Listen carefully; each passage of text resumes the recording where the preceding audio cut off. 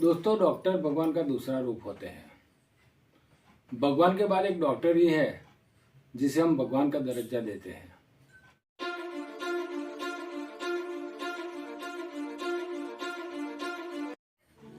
ऐसे ही एक डॉक्टर दंपति की कहानी है जो अस्पताल में ड्यूटी करते थे और मरीजों के चेहरे पर मुस्कान लाते थे। उनकी फैमिली में एक छोटी बच्ची भी थी जो 1 साल की थी। घर में एक कुक रखी थी। पूरा दिन वो बच्ची कुक के साथ रहती थी। कुक खाना बनाकर घर चली जाती थी। अब एक दिन ऐसा हुआ, डॉक्टर को सेमिनार अटेंड करने के लिए 5 दिन के लिए बाहर जाना पड़ रहा था। वो चले गए।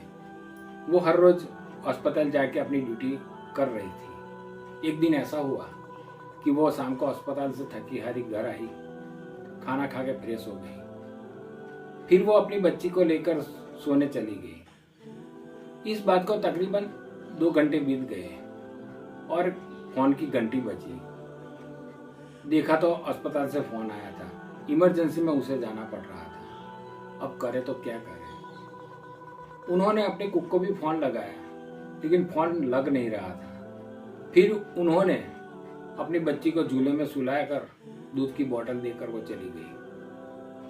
सुबह जब 5 बजे घर आई तो देखा तो दरवाजा खुला था। वो चौंक गई। उसको लगा कि कोई तो गड़बड़ हुई है।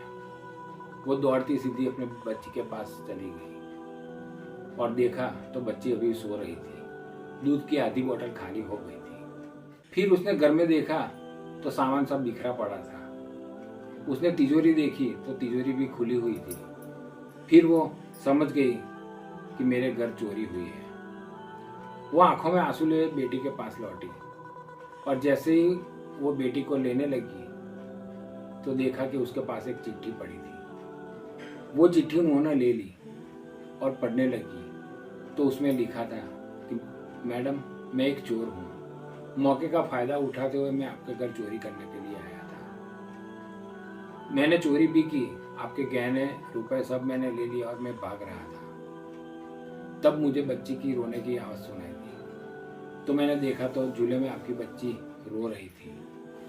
तो मैं दंग रह गया। मेरी आत्मा मुझे झकझोरने लगी और मेरी आत्मा मुझे कहने लगी कि जो इंसान औरों के चेहरे पर मुस्कान लाने के लिए अस्पताल में ड्यूटी देते हैं, उन्हीं के घर को मैं उजाड़ कैसे सकता हूँ। ऐसे तो भगवान भी मुझे माफ नहीं करेगा। आपके घर में से जो गहने और रुपए लिए थे उनकी गठरी बनाकर मैंने टेबल पर रख दी है।